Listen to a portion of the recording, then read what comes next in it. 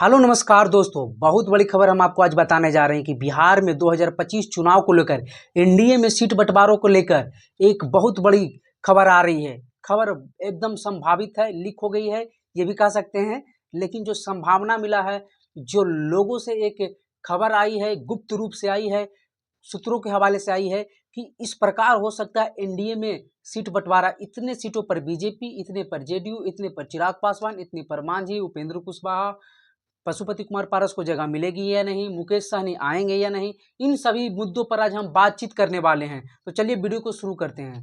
दरअसल बात यह है कि चुनाव 2025 में होना बिहार में तय है, समय सीमा तो एकदम तय है, लेकिन कहा यह जा रहा है कि चुनाव समय से पहले हो सकती है और इसकी संभावनाएं काफी जग रही है। नीतीश कुमार की एक्टिविटी को देखकर भी ये लग रही है और बिहार की जितने भी क्षेत्रीय पार्टियां हैं या वो राष्ट्रीय पार्टियां हों, अपने अपने चुनावी तैयारियां करना शुरू कर चुकी है। तो इसी क्रम में जो सीट बंटवारे को लेकर खबर आई है वो हम आपको बताएंगे। लेकिन बिहार में जिस प्रकार से एनडीए, हम जो है इंडिया गठबंधन के बारे में बताएंगे कि क्या होगा, उसके बारे में हम अगले वीडियो में बताएंगे। लेकिन जो एनडीए के बारे में हम बतला रहे हैं कि एनडीए में बहुत सारी पार्टियां हैं, बहुत, क्योंकि छोटी छोटी पार्टियों को जोड़कर नीतीश कुमार और बीजेपी बिहार में सरकार चला रही है और 2024 का भी चुनाव लड़ी। 2024 में जैसे तैसे करके सीट बंटवारा तो हो गया था, लेकिन 25 में के चुनाव में जो होना है बिहार विधानसभा का चुनाव, उसमें काफ़ी दिक्कतों का सामना करना पड़ेगा। इसलिए क्योंकि चिराग पासवान का जिस प्रकार से रूट अपनाए हुए हैं, वो तो झारखंड में चुनाव लड़ने के लिए जा रहे हैं और 11 सीटों का डिमांड रखे हैं। और अगर एनडीए नहीं देती तो उन्होंने कहा दिया है कि हम अकेले दम पर 41 सीटें चुनाव लड़ेंगे झारखंड में। तो चिराग पासवान भी सिरदर्द बने हुए हैं। मांझी मंत्री बन गए हैं, 7 सीटों पर चुनाव लड़े थे, वो भी उटपटांग बयानों के साथ बिहार के सरकार को घेर रहे हैं, कह रहे हैं कि बिहार में शराब हर लोग पीते हैं, दरोगा से लेकर एसपी तक, तो वो बिहार सरकार को घेर रहे हैं। तो इन सभी अटपटांग, पार्टी में दरार, या फिर यूँ कहें कि गठबंधन में दरार रहते हुए भी एनडीए किसे कितनी सीट देने जा रही है ये हम जानते हैं। तो चलिए शुरू करते हैं। बात दरअसल ये है कि बिहार में एनडीए के पास अभी फिलहाल 6 पार्टियां हैं, लेकिन मुकेश सहनी को भी लाने की बात चल रही है। अगर मुकेश सहनी आ जाते हैं तो उसको लेकर हम अलग से बताएंगे कि क्या क्या सीट बंटवारा होगा। लेकिन अभी हम ये जानते हैं कि अगर मुकेश सहनी नहीं आते हैं और कोई पार्टी एनडीए में नहीं आती, यथास्थिति अभी रहती है, और अगर जो पशुपति कुमार पारस है वो भी एनडीए से बाहर नहीं जाते हैं, तो किस पार्टी को कितनी सीट मिलने की संभावना है वो आज हम बताएंगे। तो चलिए बताते हैं। सबसे पहले हम जान लेते हैं बीजेपी जेडीयू, क्योंकि यही दोनों बिहार की दो सबसे प्रमुख पार्टियां हैं, तो ये दोनों ज़्यादा सीटें पर लड़ना चाहेगी। और दोनों 2020 के चुनाव में हम पहले आपको बता दें कि बीजेपी 121 सीटें पर लड़ी थी और जेडीयू 122 सीटें ली थी, जिसमें 121 में वो 11 या 13 सीट दे दिए थे मुकेश सहनी को, और जीतन राम मांझी को 7 सीट देकर जेडीयू 122 में से 7 सीट जीतन राम मांझी को दी थी, और 115 सीटों पर जेडीयू लड़ी थी, और संभवतः 110 सीटों पर बीजेपी लड़ी थी, 11 सीटों पर मुकेश सहनी लड़े थे 2020 के चुनाव में। लेकिन 2025 के चुनाव में इस प्रकार की समझौता संभव नहीं है।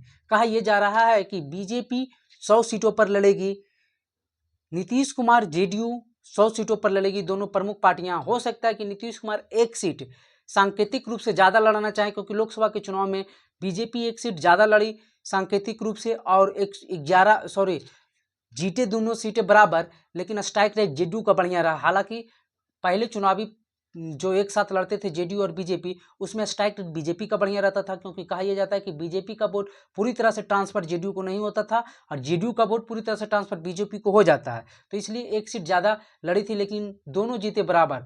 तो कहा जा रहा है कि इस बार दोनों 100 सीट पर लड़ेगी, बीजेपी हो या जेडीयू, या फिर जेडीयू 101 पर लड़ सकती है। और उसके बाद हम आप बात करते हैं चिराग पासवान की, एलजेपीआर की। चिराग पासवान जिस प्रकार से जिद बनाए हुए हैं, 50 सीटों का डिमांड है।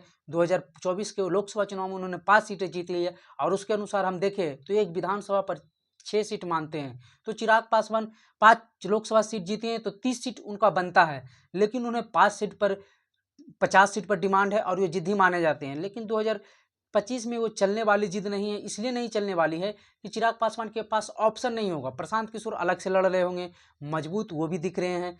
एनडीए अपने सारे समीकरण को जोड़कर लड़ रही है और इंडिया भी जोड़कर लड़ रही है, और चिराग पासवान के लिए इंडिया गठबंधन में जाना बहुत ही मुश्किल होगा। उनका वोट और लालू यादव का वोट ट्रांसफर होता नहीं है दोनों में, इसलिए उन्हें उधर जाना, और वैकेंसी भी नहीं है, तेजस्वी उधर से बने बनाए चेहरे हैं, दूसरी बात कि वो अकेले 2020 की तरह लड़ नहीं सकते, क्योंकि 2020 में तो बीजेपी के दम पर वो चुनाव लड़े थे, और लड़े भी थे तो एक सीट मात्र जीते थे।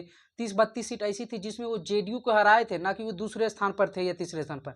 मतलब कि जेडीयू जितना वोट से हारी थी उतना वोट चिराग पासवान लाए थे, ये था। लेकिन ये नहीं था कि चिराग पासवान दूसरे नंबर पर आ गए, पहले नंबर पर या तीसरे नंबर पर, ऐसी संभावनाएं कम थी। तो चिराग पासवान इस बात को भी समझते हैं, एनडीए छोड़कर जाने पर उन्हें एक भी सीट जीतने की संभावना है या नहीं, ये भी कहा नहीं जा सकता है। तो उससे बढ़िया कि बीजेपी से जो कुछ भी सीट मिलती है उसको लेकर, और जिताऊ सीट लेकर ये बार्गेनिंग कर सकते हैं कि जिताऊ सीट मिले, और उसे लेकर जीतने की प्रयास करेंगे। हालांकि वो बार्गेनिंग सभी नेता करते हैं और वो करेंगे भी, लेकिन संभावना उन्हें जो चिराग पासवान को दिख रही है, उन्हें 25 सीटें मिलते हुए दिख रही है 2025 के विधानसभा चुनाव के इलेक्शन में। अगली हम बात कर लेते हैं आरएलएम उपेंद्र कुशवाहा।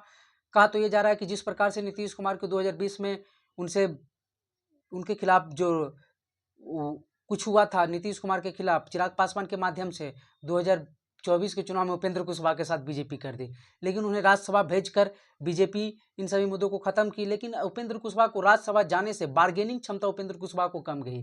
हालांकि वो 2020 के चुनाव में अकेले दम पर तीसरा मोर्चा बनाकर लड़े थे, अच्छी खासी वोट परसेंटेज भी लाए थे। 2015 के चुनाव में भी 20-22 सीटों पर लड़े थे, अच्छी 2 सीट जीते थे भी, अच्छी वोट परसेंटेज भी लाए थे। 2014 में उन्होंने 3 सीटें जीती थी। तो इन सभी को मिलाकर उपेंद्र कुशवाहा को 22 सीटें नहीं मिलने वाली, ये भी जान लीजिए। और 2024 के लोकसभा में मात्र वो 1 सीट पर लड़े थे, वो भी तीसरे स्थान पर रहे थे। लेकिन उनकी जो पार्टी की पहुंच है, हर एक जिला प्रखंड तक पहुंच गई है। तो इसलिए 2014 से लेकर 2024 तक के जितने भी सीट लड़े, उन्हें समीकरण को जोड़ते घटाते हुए उपेंद्र कुशवाहा को 10 से 11 सीटें मिलने की संभावनाएं दिख रही है। वही हम बात कर लेते हैं जीतन राम मांझी की। तो जीतन राम मांझी को बेटे के एमएलसी बनाकर बिहार सरकार में मंत्री हैं। खुद जीतन राम मांझी केंद्र सरकार में मंत्री हैं, और जीतन राम मांझी के पास साल 2020 के चुनाव में 7 सीटें नीतीश कुमार के कोटे से मिली थी। तो इस बार भी संभावना 7 ही सीट का है, क्योंकि जीतन राम मांझी को मंत्री बना दिया गया, इसलिए बार्गेनिंग क्षमता कम है। ये मत समझिएगा कि मंत्री बन गए, बेटे भी मंत्री है तो बार्गेनिंग क्षमता बढ़ गई पार्टी की, ऐसा कुछ नहीं है। जीतन राम मांझी भी जानते हैं कि उधर जाकर हमें क्या मिलेगा और कितनी जीतने की संभावनाएं हैं। जो गलती बीजेपी 2020 में की थी वो इस बार करने नहीं जा रही है। बीजेपी और नीतीश कुमार बीच में हारते हारते बचे थे चिराग पासवान के प्रयोग से। तो इसलिए 7 सीटें पर जीतन राम मांझी को लड़ाया जा सकता है। वही हम बात कर लेते हैं जो पशुपति कुमार पारस की पार्टी है। आरएलजेपी लोकसभा चुनाव में तो 0 सीट मिली, उपचुनाव में भी बातें 0 पर ही चली गई। उनके पार्टी के नेता भी सुनील पांडे को बीजेपी में शामिल करवा लिया गया। तो उनकी 0 से 2 सीट चिराग पासवान, क्योंकि डिमांड चिराग पासवान की ये भी रहने वाली है कि जो पशुपति कुमार पारस है उन्हें एनडीए से बाहर किया जाए। तो अगर बाहर कर देते तो 0 और नहीं तो 2 सीट। हालांकि अभी जिस प्रकार के प्रकरण चिराग पासवान बार्गेनिंग कर रहे हैं, तो हाल ही में दिलीप जायसवाल जो बिहार प्रदेश अध्यक्ष हैं, उन्होंने जाकर पशुपति कुमार पारस से मिले, फिर अमित शाह मिले, चिराग पासवान पर दबाव बनाने की कोशिश की गई। तो हो सकता है 0 से 2 सीट मिल सकती है। अब हम बात कर लेते हैं कि अगर बीजेपी अपने साथ एक और पार्टी को जोड़ती है जिसकी संभावनाएं दिख रही है, मुकेश सहनी, तो फिर सीटों का बंटवारा कैसे होगा? तो उस परिस्थिति में बीजेपी 95 सीट पर लड़ने को तैयार होगी। 95 से ज़्यादा मिल नहीं सकता है बीजेपी को। जेडीयू भी 95 सीट उससे ज़्यादा मिल नहीं सकता। हो सकता है बीजेपी 93 लड़े और सांकेतिक रूप दिखाने के लिए जेडीयू 95 लड़े, 2 सीट ज़्यादा ही लड़े। लेकिन 95-95 मान लेते हैं दोनों को 2025 के इलेक्शन में, अगर मुकेश सहनी साथ आए तो। वही हम बात कर लेते हैं एलजेपी या चिराग पासवान की। तो वो कंप्रोमाइज़ नहीं कर लें, 25 से तो कम नहीं जाएंगे। तो 25 सीट उन्हें लड़ना ही लड़ना है 2025 के इलेक्शन में। वीआईपी की बात कर ले, जो मुकेश सहनी अगर आते हैं एनडीए में, तो वो 11 सीट पर पिछली बार लड़े थे, लेकिन इस बार ज़्यादा पार्टियां होते हुए, क्योंकि कहा यह जा रहा है कि जो है मुकेश सहनी को उधर उप मुख्यमंत्री का पद देने की घोषणा तेजस्वी यादव करने जा रहे हैं। लेकिन ये संभव होते इसलिए नहीं दिख रहा है क्योंकि अगर मुकेश सहनी को कर देते हैं तो मुसलमानों में नाराजगी होगी, क्योंकि एम22 के समीकरण है और वो कुशवाहों को जोड़ना चाहते हैं। तो फिर उस स्थिति में क्या होगा? तो मुकेश सहनी को उप मुख्यमंत्री घोषणा नहीं करेंगे। तो मुकेश सहनी अगर इधर आते हैं, जिसकी संभावनाएं दिख रही है, तो 8 से 10 सीट मिल सकती है मुकेश सहनी को। वही हम आरएलएम उपेंद्र कुशवाहा की पार्टी की बात करें तो पहले मैंने बताया था कि 11 सीट, तो हो सकता है मुकेश सहनी के आने के बाद इन्हें 1 सीट कम कर 10 सीट पर लड़ाया जा सकता है। वही हम बात कर लेते हैं जीतन राम मांझी की हम की। तो इस स्थिति में जीतन राम मांझी को भी 1 सीट घटाया जा सकता है, यानी 6 सीट, या फिर हो सकता है 7 सीट पर ही लड़े। अगला जो है हम तो हो गया। अब बात कर लेते हैं पशुपति कुमार पारस की। अगर चिराग पासवान के दबाव बनाने के फेरा में अगर बीजेपी पशुपति कुमार पारस को बाहर नहीं भगाती है, तो उन्हें भी 2 से 4 सीट मिल सकती है, 2 सीट भी दे सकती है। और अगर 95-95 पर लड़ी, आरएलएम भी कम लड़ी और मांझी भी एक कम लड़े तो 4 सीट भी पशुपति कुमार पारस को मिल सकता है। तो ये वीडियो आपको कैसा लगा, कमेंट बॉक्स में अपनी राय जरूर दीजिएगा। वीडियो देखने